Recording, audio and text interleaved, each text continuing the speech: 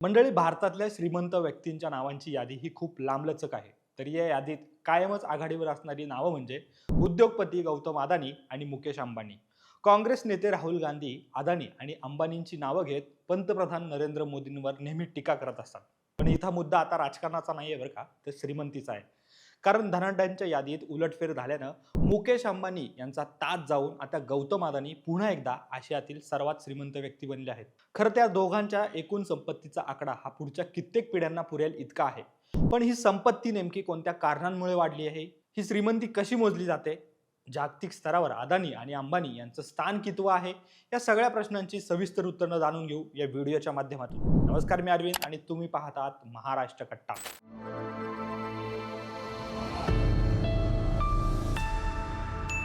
Reliance इंडस्ट्रीचे अध्यक्ष उद्योगपती मुकेश अंबानी 2018 पासून आशियातील सर्वात श्रीमंत व्यक्तींच्या यादीत पहिल्या स्थानावर होते. पण आता त्यांचं नाव दुसऱ्या स्थानावर आलं आहे. कारण 17 एप्रिल 2026च्या ब्लूबर्ग अब्जाधीश निर्देशांकानुसार अदानी उद्योग समूहाचे सर्वेसर्वा गौतम अदानी यांच्या एकूण संपत्तीचे आकडे हे 92.6 अब्ज डॉलरपर्यंत पोहोचले आहेत, ज्यामुळे त्यांनी जागतिक स्तरावर 21व्या स्थानावरून 19वे स्थान गाठलं आहे. तर मुकेश अंबानी यांच्या एकूण संपत्तीत 17 अब्ज डॉलरची घट झाली असून त्यांची संपत्ती आता 90.8 अब्ज डॉलरवर येऊन थांबली आहे. त्यामुळे जागतिक स्तरावर मुकेश अंबानी आता 20व्या स्थानावर पोहोचले आहेत. त्यामुळे गौतम अदानी यांनी रिलायन्स इंडस्ट्रीचे मुकेश अंबानी यांना मागे टाकत पुन्हा एकदा आशियातील सर्वात श्रीमंत व्यक्तीचा बहुमान पटकावला आहे. ब्लूबर्ग अब्जाधीशांच्या यादीत अदानींची एकूण संपत्ती 92.6 अब्ज डॉलर म्हणजे सुमारे 7.68 लाख कोटीवर पोहोचली आहे. खरं तर मुकेश अंबानी आणि गौतम अदानी हे भारतातील दोन दिग्गज उद्योगपती आहेत. या दोघांमध्ये नेहमी श्रीमंतीच्या बाबतीत स्पर्धा सुरू असते. पण या स्पर्धेत आता अदानी यांनी आघाडी घेतली आहे. पण अदानींची संपत्ती का वाढली?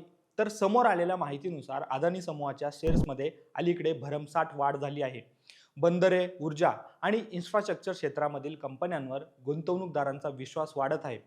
याच कारणामुळे अदानी समूहाच्या मार्केट प्राइसमध्ये अब्जाधीश डॉलरची वाढ झाली असून त्याचा थेट परिणाम हा अदानी यांच्या संपत्तीत दिसून आला आहे.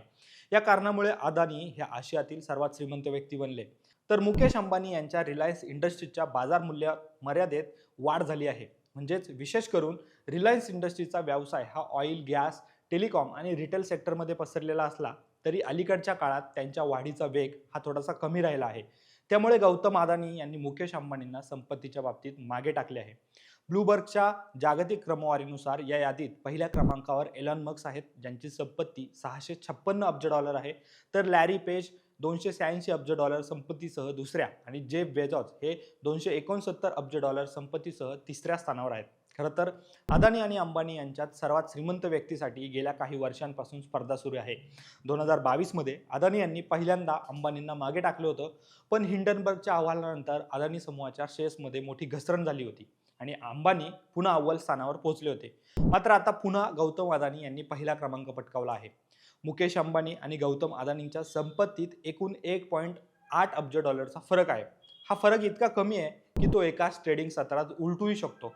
पण सध्याच्या क्रमवारीत तरी अदानी पहिल्या स्थानावर आहेत. पण गौतम अदानी पहिल्या स्थानावर पोहोचण्याचं मूळ कारण काय आहे? तर अदानींच्या एकूण संपत्तीच्या आकड्यांमधील अचानक झालेला मोठा बदल.